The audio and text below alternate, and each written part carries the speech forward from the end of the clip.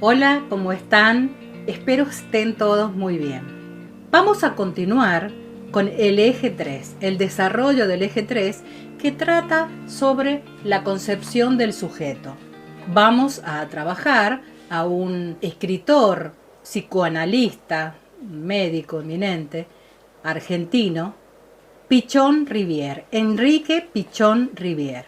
Es muy importante reconocer a este autor argentino porque tuvo gran influencia en la psicología social en toda Latinoamérica.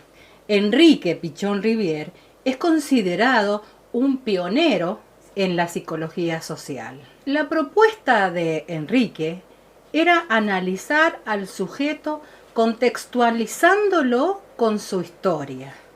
Esto es muy importante porque hasta el momento no se había tenido en cuenta la historia concreta de la persona ni la relación vincular. Enrique Pichon Rivière va a hacer hincapié en esa relación vincular de las personas. Entonces, para contextualizar un poquito toda esta historia, vamos a hablar de la historia de Enrique Pichon Rivière. Él nace en Ginebra, Suiza, el 25 de junio de 1907. Es hijo de padres franceses. A la edad de 3 años llega a la Argentina porque su padre tenía proyectos de trabajo. En su llegada a la Argentina parten hacia el Chaco santafesino. Allí viven unos años y luego, continuando con sus proyectos de trabajo, el padre viaja a Corrientes para organizar una plantación de algodón. Allí aprende a hablar primero el guaraní, luego el francés y por último el castellano. Enrique Pichon Rivière hereda de su madre la pasión por las ciencias, por el conocimiento, la poesía. Era una persona muy culta. Enrique poseía 5 hermanos, frutos del primer matrimonio. Al morir la primera esposa, el padre se casa con su cuñada, o sea, con la hermana de la esposa. Y de ese matrimonio nace Enrique Pichon Rivière. Es decir, él fue hijo único, pero tenía 5 medio hermanos que en realidad también eran primos. Esta historia es importante relatarla porque Enrique va a decir que su vida estuvo sesgada por la tristeza y que estos vínculos marcaron toda su trayectoria. Sin embargo, Enrique hereda de su madre la pasión por la ciencia, por el conocimiento, por las artes. Enrique escribía poesía, amaba el escribir, amaba también la pintura. Fue un gran deportista e inclusive llegó a participar en política, creando el partido, por ejemplo, un partido en Goya. Por eso podemos decir que la historia de Enrique, la verdad que fue riquísima y vasta y muy importante para sus posteriores logros. Porque, como recién mencioné, la tristeza que Enrique tenía lo llevó a indagar profundamente en estas cuestiones para ver si podía explicar qué motivaba a esa tristeza. En 1924, Enrique vuelve a Rosario y comienza con sus estudios en psicología y en psiquiatría, recibiéndose finalmente en Buenos Aires por allá por el año 1938.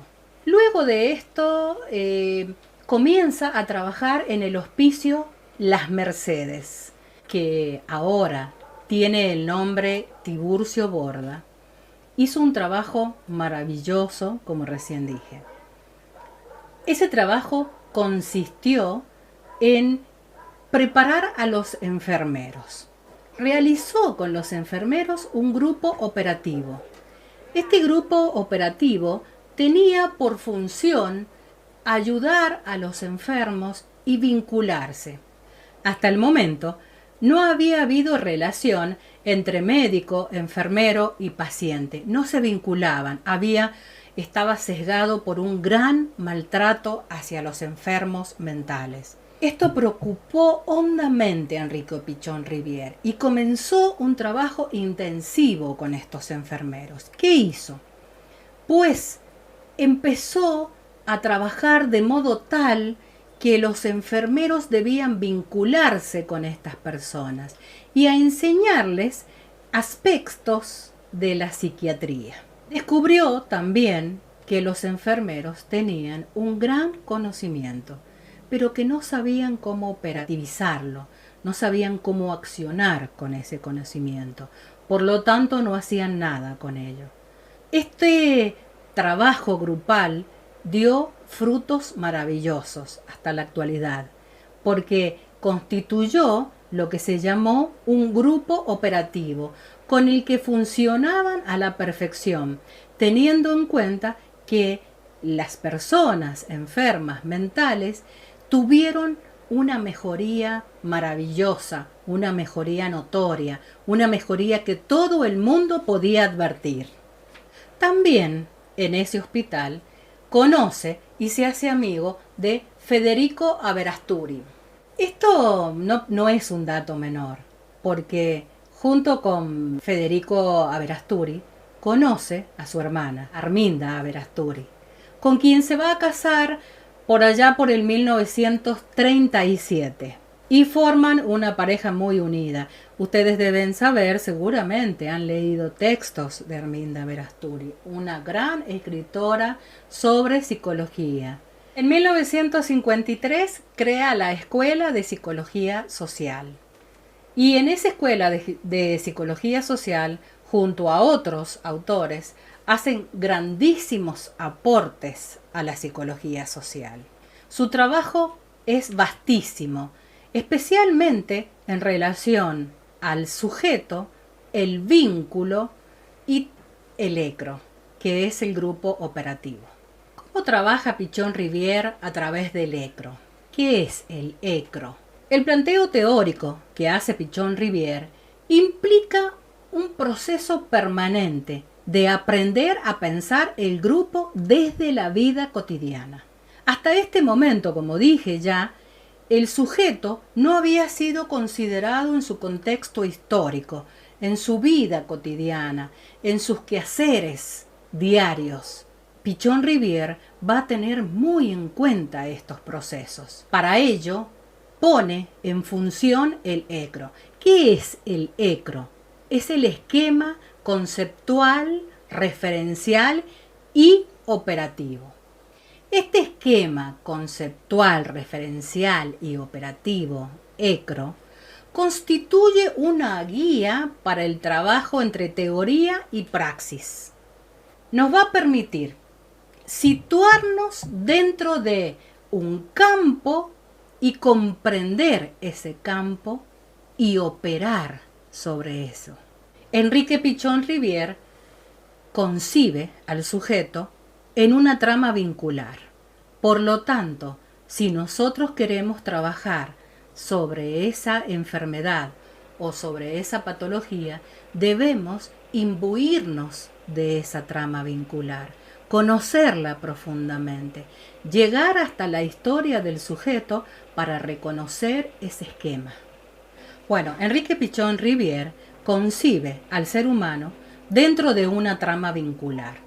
En esta trama vincular, el ser humano se constituye a través de un juego dialéctico, es decir, absorbe lo que está en su seno íntimo, en su grupo primario, lo elabora y a su vez modifica ese entorno primario.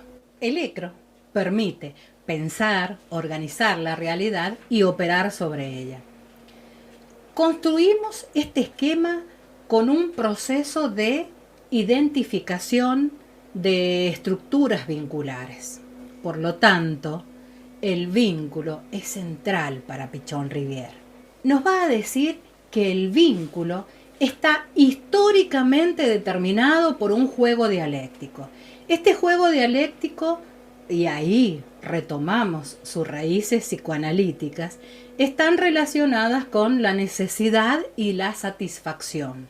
La necesidad es el fundamento motivacional para la satisfacción. Es tan importante el vínculo para Pichon-Rivière que va a decir que el ser humano está definido por esa necesidad y que esa necesidad hace que él busque satisfacerla. Ahora, esta satisfacción solo se da socialmente. Por lo tanto, esas relaciones sociales van a determinar a este ser humano. En la interacción vincular se da un proceso de adaptación. Y es muy importante cómo se constituye, cómo se da este proceso de adaptación, porque él, Pichon-Rivière, lo va a vincular directamente con la sanidad y la enfermedad. Va a decir que este proceso de adaptación activa es lo que él considera a una persona sana, o sea que considera contrario a la enfermedad. Y va a nombrar como adaptación pasiva a lo que es la enfermedad. En la adaptación activa, el sujeto transforma y se transforma. No solo se elabora a través de este vínculo, sino que en la satisfacción de su necesidad transforma y se transforma vincularmente. Esto es muy importante, sobre todo desde el punto de vista psicoanalítico. ¿Por qué? Porque algunos procesos parecidos a la adaptación activa hace que se considere que esta persona ya está sana y se le dé de alta. Por ejemplo, cuando algunos enfermos mentales comienzan a interactuar, se bañan, se visten, comen organizadamente, creen que están sanos y se les da de alta. Pichon-Rivière va a decir que hay que estar muy consciente de esta realidad y por eso él establece este grupo operativo junto con los enfermeros y los médicos y todas las personas que asisten a las personas enfermas mentales. ¿Por qué? Porque hay que ser consciente si es una adaptación pasiva, es decir, simplemente se están vistiendo por una rutina diaria o son conscientes de ese proceso. Es importante comprender la diferencia entre el proceso de adaptación que me permite vivir socialmente y satisfacer mis necesidades a cumplir con una rutina diaria. Pichon-Rivière va a sostener que el aprendizaje y la adaptación activa van de la mano. ¿Por qué? Porque este ser comienza a interactuar vincularmente dentro de la sociedad y se puede adaptar y ser activo. Esto es muy importante. Cuando es activo, lo que hace es evolucionar y también modifica todo su entorno primario. En este momento podemos decir que comienza a notarse los múltiples autores que contribuyeron a la formación de Enrique. Ya en esta parte, Enrique había empezado a separarse del psicoanálisis ortodoxo para comenzar a tener una gran serie de corrientes que nutrían su formación.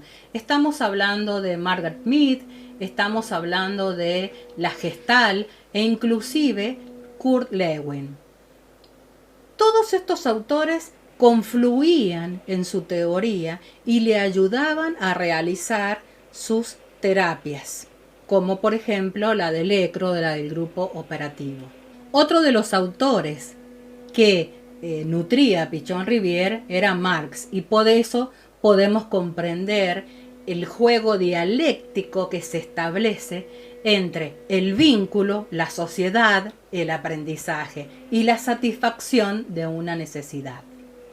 En 1957, Enrique Pichon-Rivière sufre uno más de los múltiples golpes que sufrió durante su vida. Su esposa, Arminda Verasturi, se suicida. Él, en 1958 aproximadamente, se retira de la Asociación Psiquiátrica Argentina que había creado junto a otros psicoanalistas en 1940. La pena y la tristeza continuaba siendo un gran motor para Pichón Rivière. Él muere el 16 de julio de 1977, pero su obra, su magnífica obra, perdura hasta el día de hoy. Es por ello que es tan importante analizar a Pichón Rivière. Espero ustedes hayan disfrutado esta clase tanto como yo disfruté dárselas y puedan comprender los alcances de este maravilloso ser, tan humano, este ser que tuvo una visión totalizante del sujeto, que aún hoy su influencia perdura. Hasta el próximo encuentro.